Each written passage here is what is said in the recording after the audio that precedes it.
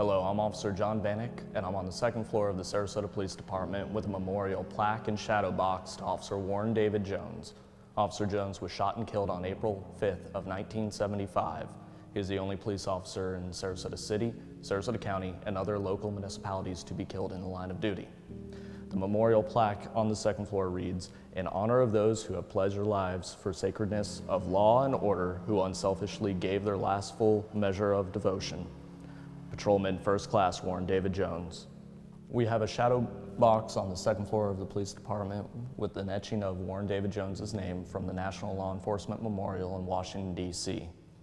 But to us, Warren David Jones was more than just a name on a wall. He was a member of our community and a member of our family. Warren David Jones was born on December 26, 1949 in Mesa, Arizona. At the age of 7, he moved to Sarasota with his family, Eugene Verity, his parents, Patricia, Richard, and Bruce's sister and brothers. In the 8th grade, he began working at Barker's Furniture. Then he had a paper route.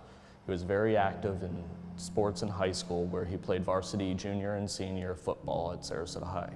After he graduated, he went to Manatee Junior College, which he then transferred to the University of Florida to study political science and become a social worker. He left the University of Florida and went to Florida State University and studied criminal justice and criminology. He graduated with a bachelor's degree in criminology, and he moved back to Sarasota.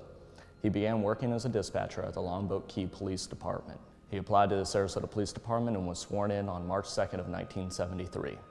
He was a police officer for 2 years. On April of 1975, he was 25 years old. He was engaged to Patty Cornish, who worked in the records department of the agency, and they were to be married on May 3rd of 1975.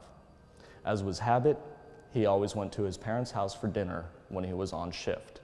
Unfortunately, on April 5th, he was not to be working. He had switched with another officer so that he could have more days off for his wedding.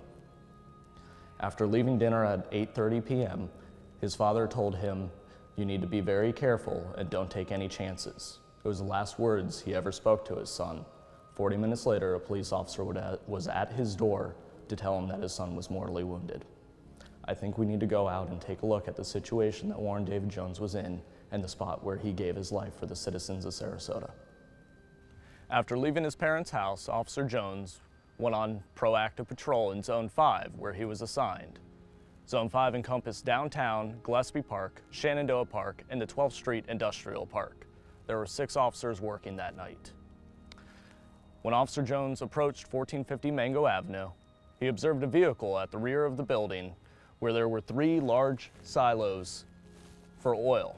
He parked his patrol car parallel with the garage door. Officer Jones exited his patrol car and advised dispatch that he was 10-6 at 1450 Mango Avenue. 10-6 means he's busy.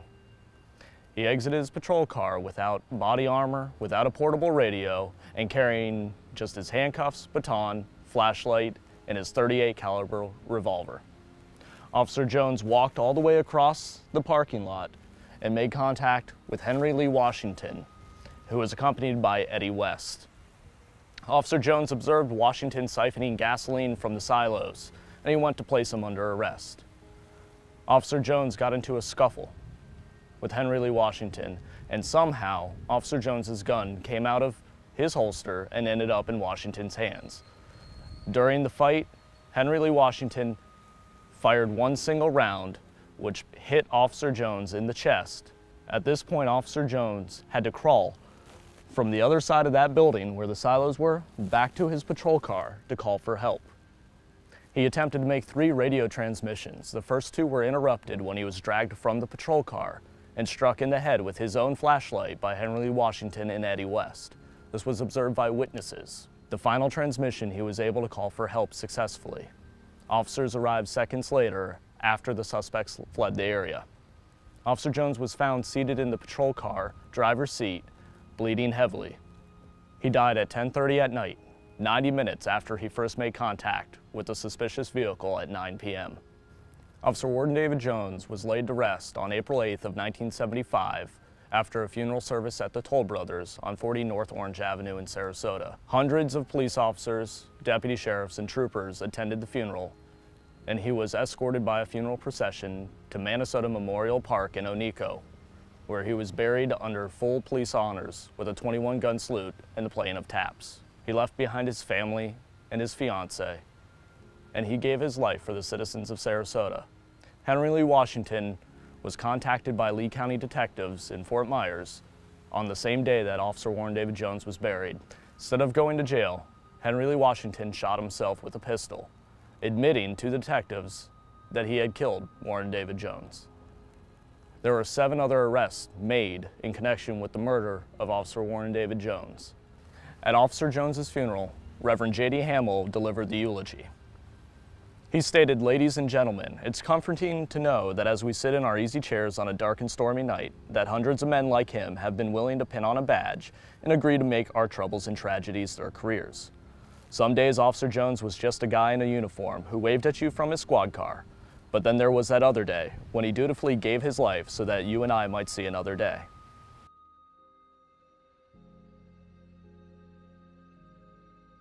I hope the citizens of Sarasota and the surrounding communities appreciate what Warren David Jones gave his life for, the preservation of property and safeguarding lives.